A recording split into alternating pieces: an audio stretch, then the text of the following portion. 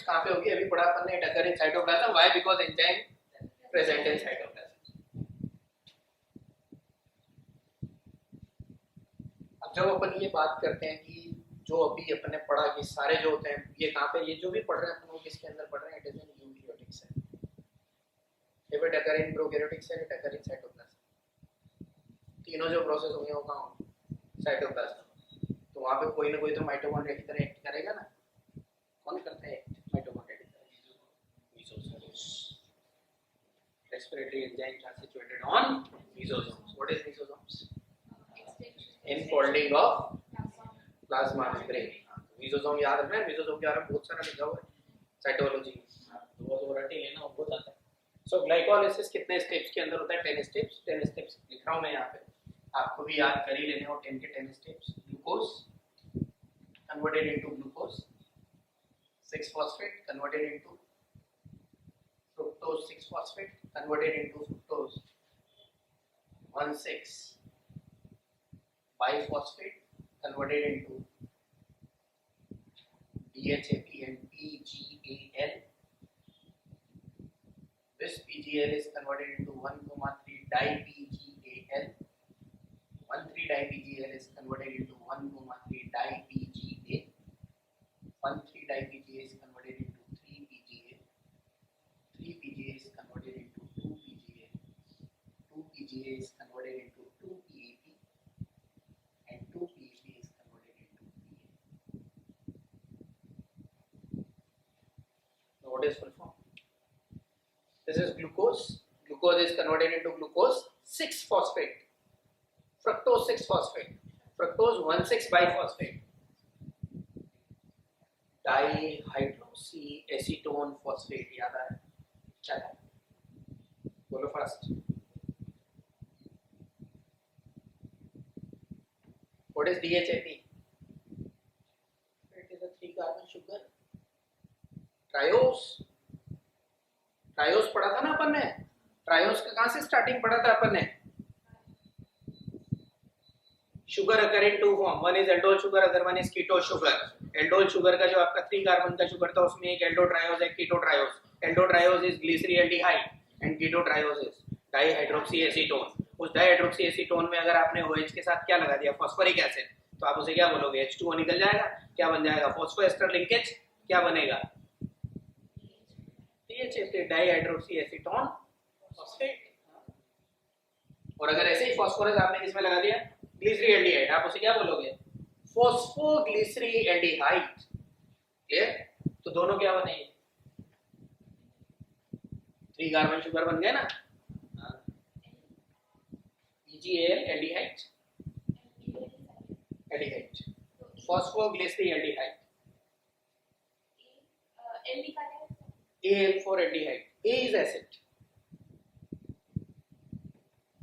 फिर यहाँ पे लिखा है 1,3 di-PGAL, 1,3 डाइफॉस्फोग्लिसरील्डिहाइड, 1,3 diphosphoglyceric acid, 3 phosphoglyceric acid, 2 phosphoglyceric acid, 2 phosphoenol pyruvic acid. PEP का full form is 2 phosphoenol pyruvic acid. Bracket में लिखते जाना इनके नाम। ब्रैकेट में नाम लिख लेना। Phosphoenol pyruvic acid, this is phosphoglyceraldehyde, this is डाइफॉस्फोग्लिसरल्डिहाइड।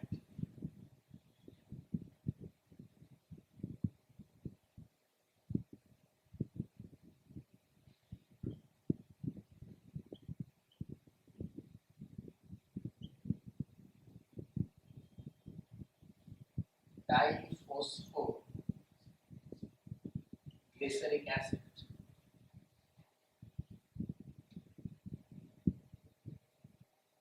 Phosphoglyceric acid.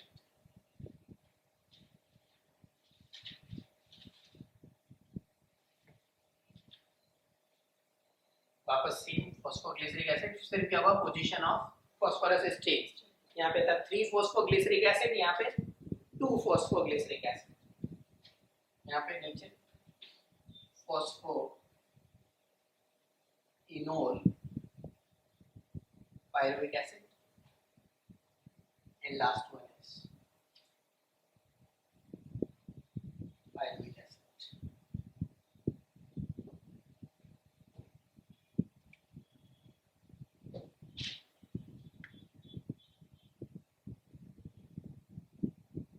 देखो अगर अपन स्टेप वाइज गिनने जाए तो this one is first, second, third, fourth, fifth, sixth, seventh, eighth, ninth, tenth, way total 10 steps. अब जो इसके अंदर सबसे ज्यादा इंपॉर्टेंट है वो क्या है, वन बाय वन। सबसे पहले अपन यहाँ पे बात करें तो ये पूरा याद होना चाहिए अपन को, क्योंकि कोई सी भी रिएक्शन पूछी जा सकती है, कौन किस में कन्वर्ट होता है, कब होता है, क्या होता है ना।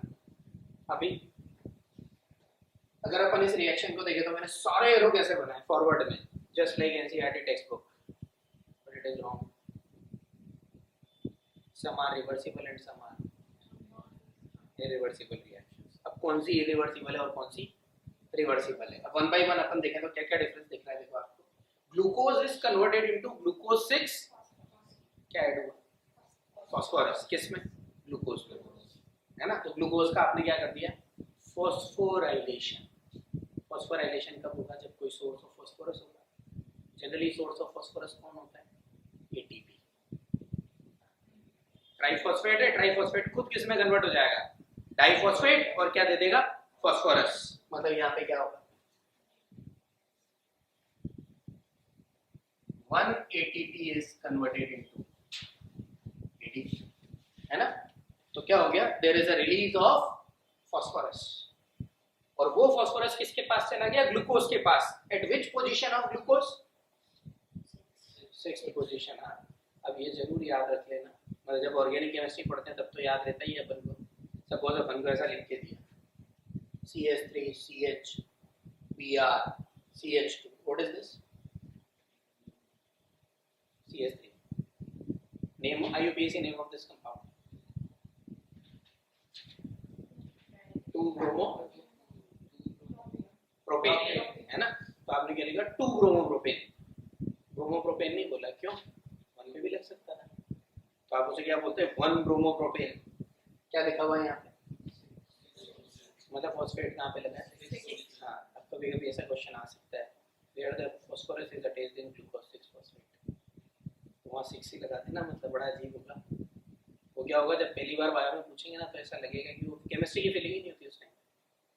और वहाँ मैंने पूछ दिया ना फर्स्ट, सेकंड, थर्ड, फोर्थ, हो सकता है फर्स्ट लगा, क्योंकि सारी रिएक्शन ग्लूकोज की किससे होती है, फर्स्ट कार्बन से होती है, जैसे फीलिंग हो जाती है। लेकिन वो नंबर जो भी लिखे हुए ना सब डायरेक्टली नंबर क्या है, नंबर ऑफ, हाँ, जहाँ पे क्या लगा हुआ है, फास्फोरस अटैच्ड है, सब फास्फोरस के लिए लिखे हुए हैं, क्योंकि phosphorus is a functional group. तो यहाँ पे क्या लिखा हुआ है, ग्लूकोज 6 फॉस्फेट, है ना। तो it is known as substrate level phosphorylation. When the source of phosphorus is substrate, we called it substrate level phosphorylation. तो यहाँ पे जो हुआ वो कौन सा हुआ, this process is substrate level phosphorylation। मतलब यहाँ पे क्या हुआ, substrate is used for the phosphorylation of ADP into ATP। Then 3-phosphoglyceric acid is converted into 2-phosphoglyceric acid। क्या हुआ, position of phosphorus is changed from 3rd position to isomerism। 2-phosphoglyceric acid is converted into 2-phosphoenol pyruvic acid। glyceric acid convert हुआ enol pyruvic acid, again isomerism हुआ तरीके से। 2-phosphoenol pyruvic acid is converted into pyruvic acid, phosphorus release, वापस phosphorus release हुआ तो क्या हुआ, ADP से एटीपी, कौन सा सबस्ट्रेट, सबस्ट्रेट लेवल फास्फोराइलेशन। वापस सेकंड इस जगह पे लास्ट वाले में क्या हुआ, substrate level phosphorylation, and again ADP is converted into here ADP is converted into ATP.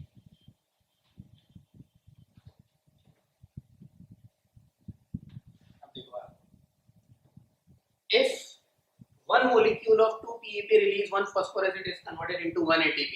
But if the number are 2 ATP, सब जगह 2 लगा दो, इनके भी कितने कितने बनेंगे अभी 2 मोल्स, ये सब 2 हो गए, ये भी कितना बना 2 मोल और ये भी कितना बना, बनेंगे तीनों 2 मोल। Why? Because यहाँ से क्या चालू हो गया था 2 मोल्स, ये एक एक बने, इसको अपने डबल कर दिया तो 2 बन गए। अभी अपन को क्या लिखना होता है इसके अंदर जनरली, नेम ऑफ एंजाइम्स, कौन कौन से यूज होते हैं, है ना। Either it is conversion of ADP into ATP or ATP into ADP। अपन जो भी एंजाइम के नाम लिखेंगे ना उसको 2 तरीके से लिखा जाता है, उसके सबसे पीछे क्या लिखा जाता है सफिक्स, और सफिक्स में क्या लगा होता है एज, उससे पता चलता है वो क्या है एंजाइम, है ना। और जो सफिक्स लगता है ना वो बताता है कि वो कौन सी प्रॉपर्टी शो कर रहा है, और आगे जो जनरली लिखते हैं आइदर इट इज सबस्ट्रेट और प्रोडक्ट, है ना। Generally substrate is used, sometimes product is used, clear. तो अगर इसको अपन को लिखना है तो जहां जहां पे क्या यूज हो रहा है, either it is conversion of ATP into ADP और ADP into ATP, या तो ATP से ADP कन्वर्ट हो या ADP से ATP कन्वर्ट हो। The enzyme used for this reaction is always kinase, and this is what suffix which we have to edit, okay? मतलब अब अगर सपोज मेरे को पहला वाला लिखना है ना, क्या ले रहा हूं मैं, सबस्ट्रेट ले रहा हूं, glucose is converted into glucose 6 phosphate and here ATP is converted into ADP, therefore enzyme used is kinase, मतलब उसके पीछे सफिक्स काइनेज लगा हुआ होना चाहिए, और आगे मैंने क्या ले लिया सबस्ट्रेट का नाम हो गया ग्लूकोकाइनेज, है ना। एंजाइम का नाम क्या हो गया ग्लूकोकाइनेज, और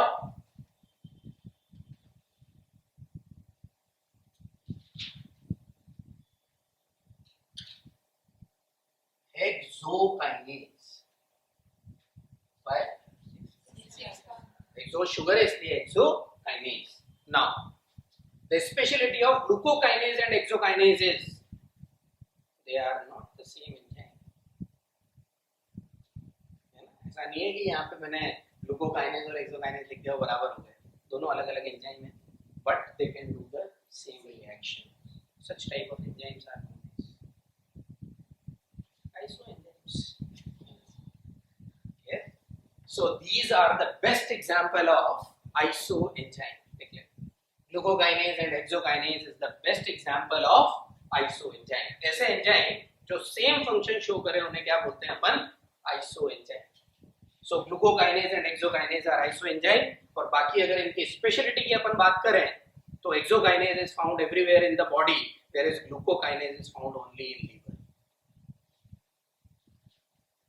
Hexokinase is found in all over the body, whereas glucokinase is restricted to liver. अपन एक टर्म पढ़ी थी अगर आपको याद हो तो, Km, Michaelis constant. What is Michaelis constant? Vmax divided by 2, है ना। The Km of glucokinase is very high, whereas Km of hexokinase is very low. कैसा graph?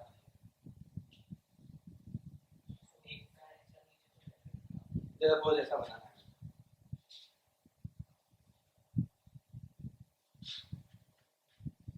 Which one is glucokinase? Which one is hexokinase?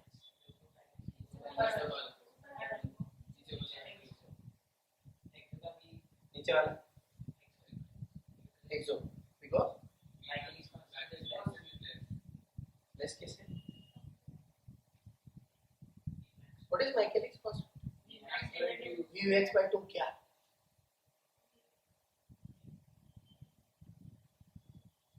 यहाँ पे क्या कहते हैं?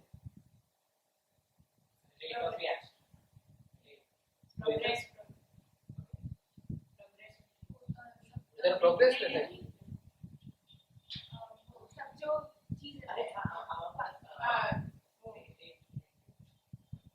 इधर तो वेलोसिटी होगी और इधर है हो गया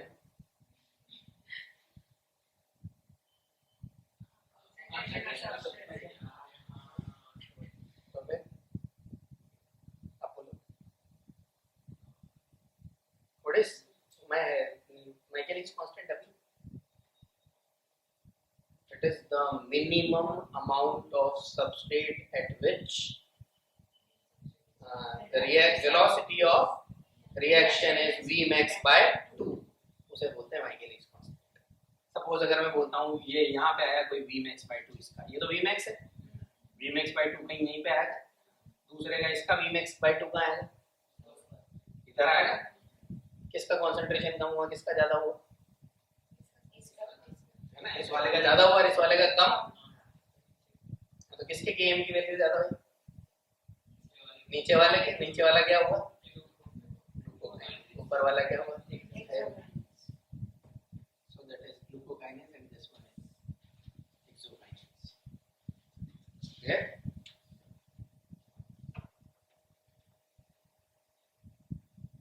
तो किसका Km ज्यादा होता है, glucokinase. The Km of glucokinase is more than exokinase. Glucokinase very high, exokinase very low. क्या स्पेशल होगा, if the concentration of glucose in our body is high,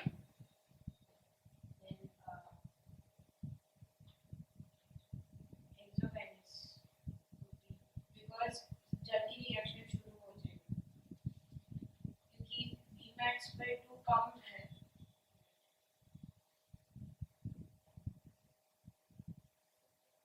if the concentration of glucose in our body is high, which will work.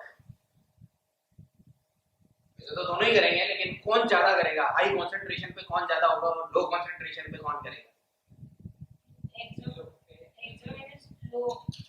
Exokinase can work at low concentration, but glucokinase work only at high concentration. और अगर glucose की high concentration हो जाती है तो glucose को क्या करना होता है, मेटाबोलाइज करना होता है. कहाँ पे करना होता है, कहाँ ले जाता है वो ग्लूकोज को, लीवर में ऐसा. इसलिए ग्लूकोकाइनेज कहाँ पे प्रेजेंट होता है, लीवर में, क्योंकि लीवर का काम होता है when the glucose concentration is very high. इसलिए जो बॉडी है उसने क्या दिया, हाई कॉन्सेंट्रेशन है तो ग्लूकोज काइनेज का काम करना है. नहीं तो एक्सोकाइनेज तो सब जगह पे ऐसे ही, लीवर में भी है, क्लियर. लेकिन लीवर में एक्स्ट्रा क्या है साथ में, ग्लूकोकाइनेज, वो वर्क करता है. तो glucokinase is present in liver and it can work at high concentration. आया समझ में. तो इन शॉर्ट अब ये आगे की बात नहीं कर रहे हैं अपन, पीछे का याद रखेंगे. पीछे क्या लिखा है अपन ने, इसके काइनेज.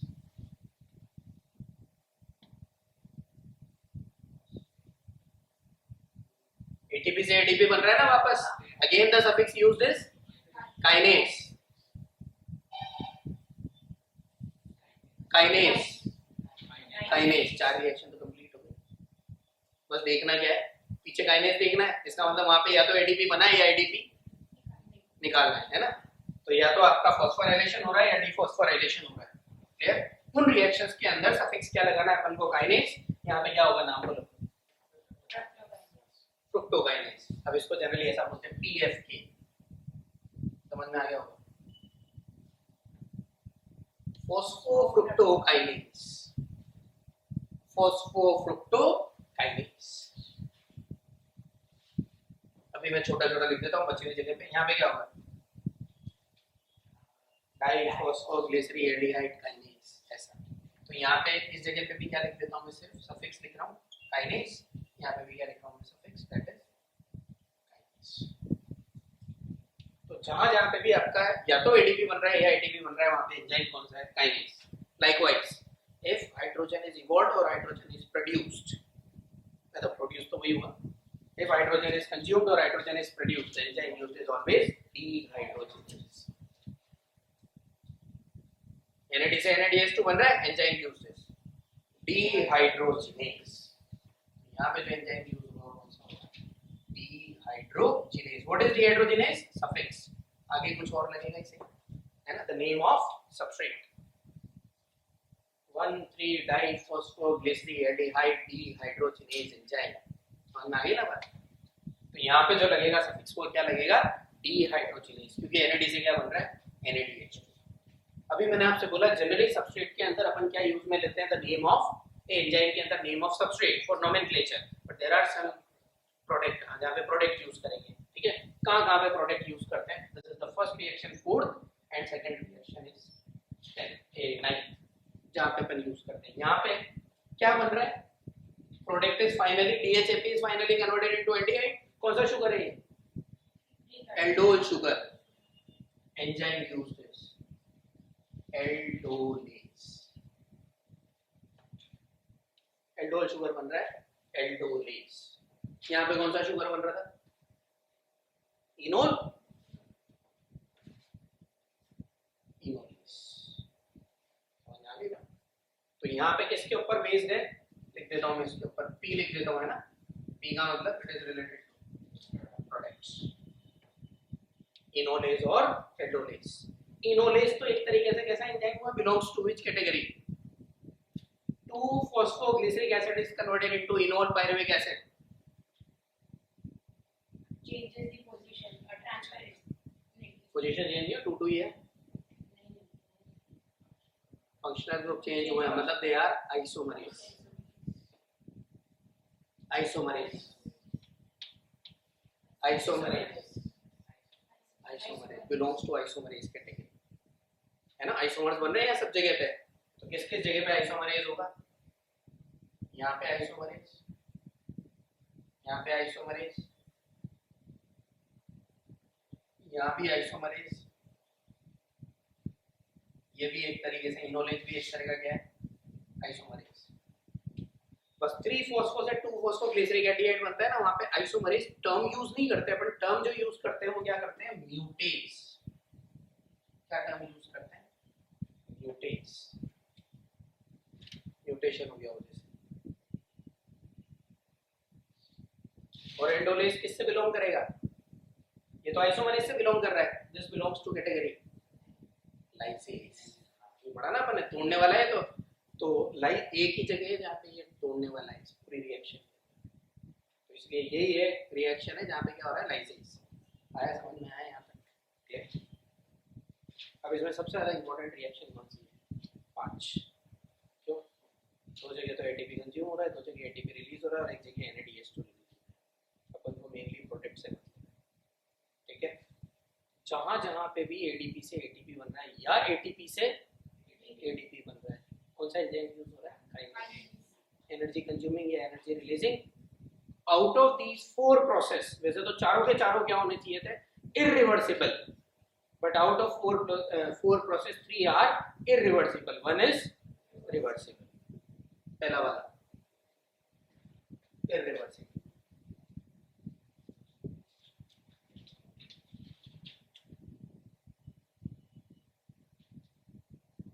ये वाला इरिवर्सिबल। Second stage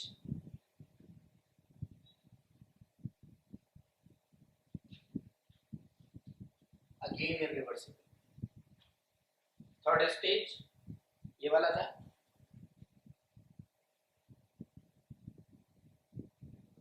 reversible.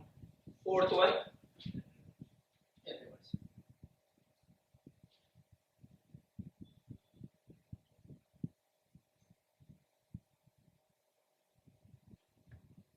आया समझ में, जिनको भी मैंने टिक कर दिया ना 3 को, मिडिल वाले को छोड़ दिया बस, बाकी 3 को मैंने क्या कर दिया, थिक।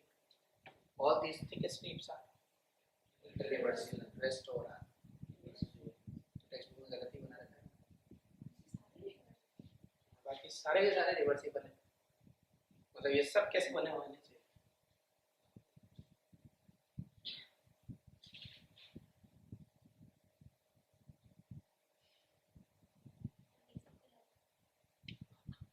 याद रखना है, लेकिन अपन डिटेल में पढ़ना है, ठीक है ना।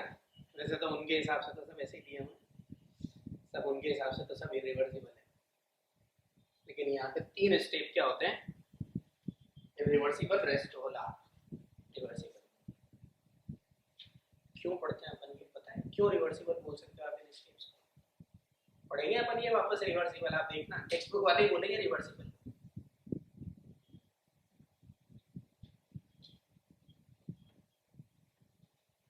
पढ़ेंगे अपन, है ना, याद रखना है इसको, कहाँ पढ़ेंगे तो देखना अभी थोड़ा सा यूं यहाँ तक समझ में आया। ओके, अब इसके अंदर जो इंपॉर्टेंट था मैंने क्या बताया आपको, ग्लूकोकाइनेज और hexokinase, they are example of isoenzyme. सब जगह पे क्या लगना है अपन को, काइनेज, जहाँ पे भी एडीपी से क्या बन रहा है, एटीपी, और एटीपी से एडीपी। जहाँ पे भी हाइड्रोजन ऐड हो रहा है या रिलीज हो रहा है, डीहाइड्रोजिनेज। बाकी के नाम अपन ने पढ़ ही लिए। अब इसमें इंपॉर्टेंट क्या क्या बना, अगर मैं देखूं आपसे, glucose is converted into pyruvic acid. Clear? इस पूरे स्टेप को अपन क्या बोलते हैं, glycolysis. It occur in how many steps, 10 steps. क्या क्या देखने को मिला आपको इसमें? First 2 ATP utilized,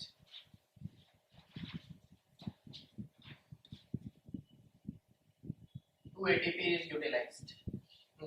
Next 4 ATP produced by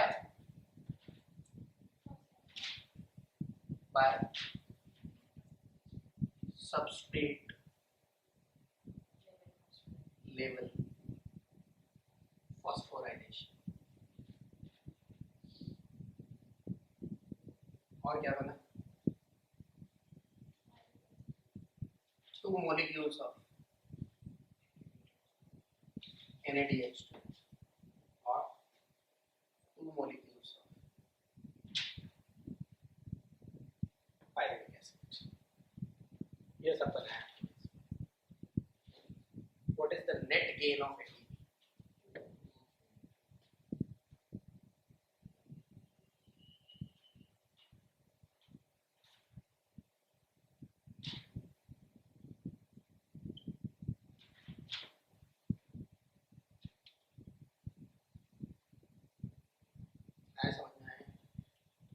gain कितने एटीपी का हुआ, मैंने सब जगह पे एंजाइम लिखे, एक जगह पे नहीं लिखा।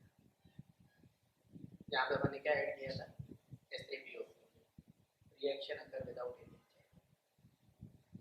टेक्स्ट बुक के हिसाब से गलत, क्योंकि टेक्स्ट बुक में ऐसा लिखा है चैप्टर 1 के अंदर, all metabolic reactions occur with the help of enzymes. लेकिन पढ़ोगे आप लोग फर्स्ट एमबीबीएस में जाके, this is the reaction which occur H3PO4 directly add होता है किसमें, फॉस्फोग्लिसरिक एल्डिहाइड में, और वो किसमें कन्वर्ट कर देता है उसे, 1,3 डाइफॉस्फोग्लिसरिक एल्डिहाइड। अब यहाँ पे जो सबसे इंपॉर्टेंट चीज है, what is the formula of pyruvic acid? The formula of pyruvic acid is CH3C double bond O COOH. This is the formula of pyruvic acid. लिख लेना सबसे लास्ट में। Formula of pyruvic acid is CH3C double bond O COOH. Which is the rate determining step in this glycolysis? Star लगा के line लिख लो। The rate determining step in glycolysis is fructose 6-phosphate to fructose 1,6-biphosphate. The rate determining step, short form में लिखते हैं इसे अपन RDS। ये term पढ़ेंगे अपन कहाँ पे, 12th क्लास के अंदर एक चैप्टर है केमिस्ट्री में, केमिकल काइनेटिक्स। क्या होता है वो अभी अपन समझेंगे। रेट डिटरमाइनिंग का मतलब क्या होता है। The rate determining step of glycolysis is fructose 6-phosphate to fructose 1,6-biphosphate। कौन से एंजाइम है उसके अंदर, PFK, फॉस्फोफ्रक्टोकाइनेज। बस उसकी वजह से ये है रेट डिटरमाइनिंग।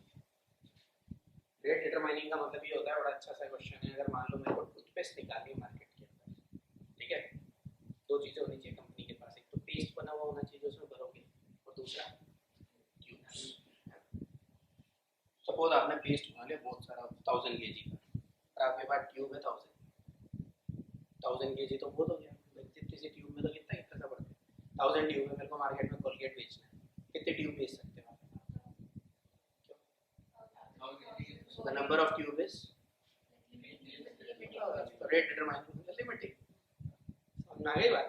तो जनरली डिटरमाइन कौन करेगा, जो स्टेप कैसा होगा, स्लोएस्ट, जो सबसे धीरे होगा, सबसे कम होगा ना, तो ये क्या है आपका स्लोएस्ट स्टेप है, therefore it is rate determining. Clear? This is the slowest step of glycolysis. और जो भी सबसे स्लो होता है ना, वो क्या होता है, रेट डिटरमाइन करता है। अब मैं बता रहा था आपको पायरुविक एसिड जो है आपका, अब अपन इसको किस में ले जा रहे हैं, एरोबिक की जगह पे एनारोबिक, मतलब ऑक्सीजन अवेलेबल नहीं। If oxygen is not available, what happens to this pyruvic acid which is formed in the reaction? It does not reaches to mitochondria. Clear? So in absence of oxygen,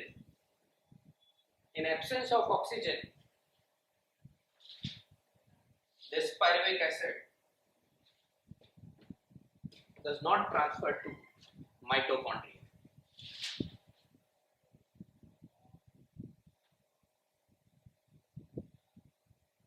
मतलब ये कहाँ पे रहने वाला है, cytoplasm में रहने वाला है। अब एक इंपॉर्टेंट चीज देखो आप, सपोज मेरे पास एक ग्लूकोज मॉलिक्यूल है ना, तो उस एक ग्लूकोज मॉलिक्यूल की जगह पे अपन यहाँ पे समझ रहे हैं इसको, अच्छी सी चीज है, बिल्कुल अभी क्लासिक चीज है। अपन ने ऐसा ले लिया 4 ग्लूकोज मॉलिक्यूल ले लिया है ना, 4 ग्लूकोज मॉलिक्यूल से क्या बनेंगे, 8 पायरुविक एसिड बन जाएंगे। कब बनेंगे, जब ये सारी चीजें होंगी, है ना, पूरे स्टेप्स होंगे। इन सारे स्टेप्स के अंदर सबसे ज्यादा इंपॉर्टेंट चीज जो है वो क्या है, ये वाली NAD से क्या बन रहा है, NADH2। कब बन रहा है, जब NAD अवेलेबल है, तभी वो क्या लेके जाएगा, हाइड्रोजन। कितने NAD है यहाँ पे, 4 मॉलिक्यूल्स ऑफ ग्लूकोज के लिए 8 NAD होंगे।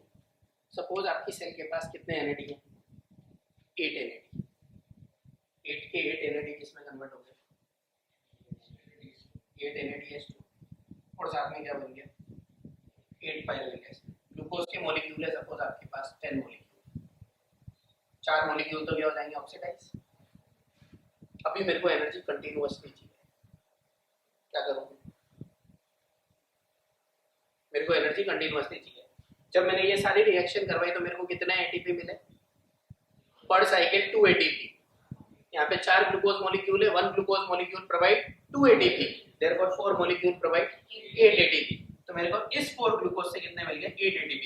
लेकिन मेरी सेल को 8 ATP से ज्यादा की रिक्वायरमेंट है, क्या करें, दूसरे ग्लूकोज मॉलिक्यूल का यूज लें।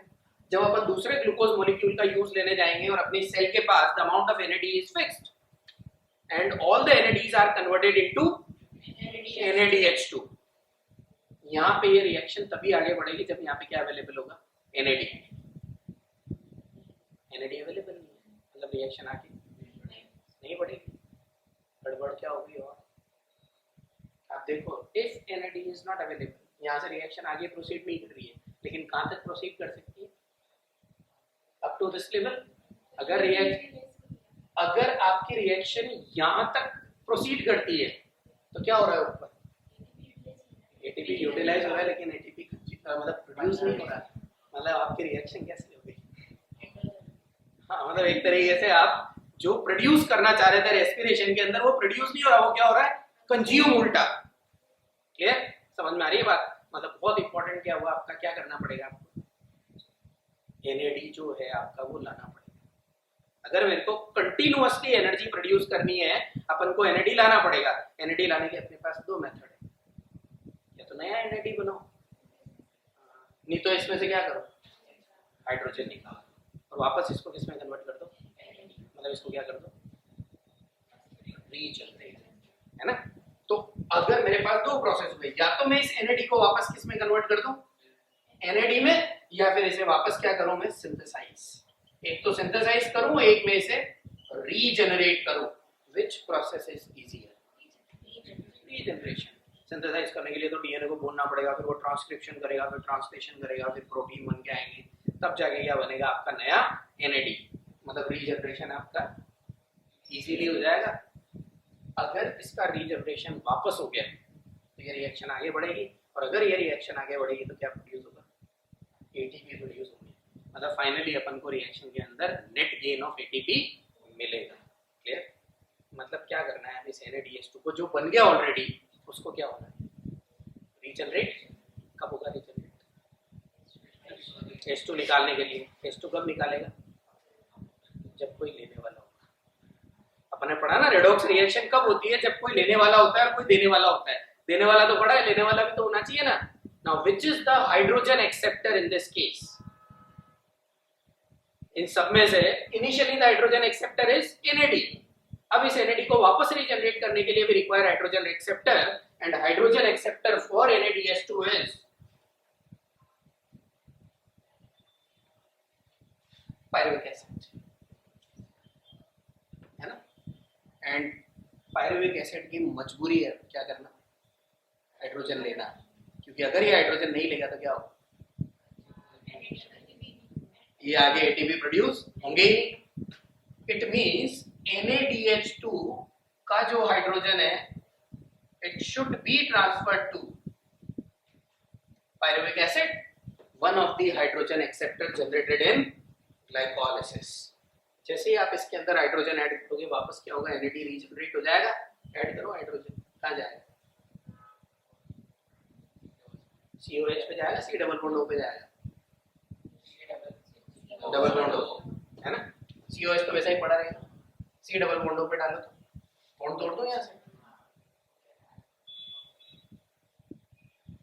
बॉन्ड तोड़ा, दो वैलेंसी फ्री होगी, एक तो O माइनस और एक C प्लस, हाइड्रोजन टूटा, एक यहाँ पे लग गया और एक ऊपर लग गया, बन गया ये। This compound is lactic acid and reaction is known as fermentation. Fermentation हो गया ना, समझ में आ रही बात? So what is fermentation? मजबूरी ऑफ पायरुविक एसिड। वही हुआ ना, क्योंकि अगर ये हाइड्रोजन नहीं लेगा तो ये कंटिन्यूअसली क्या नहीं बनाएगा? NAD को रीजनरेट नहीं करेगा, और अगर NAD कंटिन्यूअसली रीजनरेट नहीं हुआ तो जो नीचे के 4 ATP बनने वो 4 ATP प्रोड्यूस नहीं होंगे। Clear? It mean that pyruvic acid should convert into lactic acid because it can act as a hydrogen acceptor, and in this case enzyme used is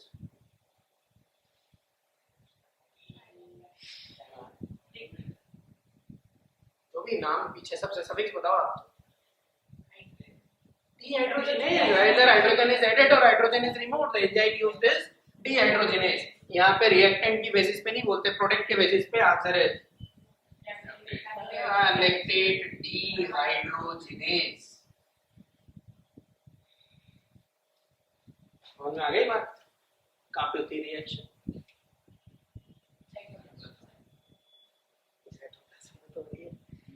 कौन सी सेल में?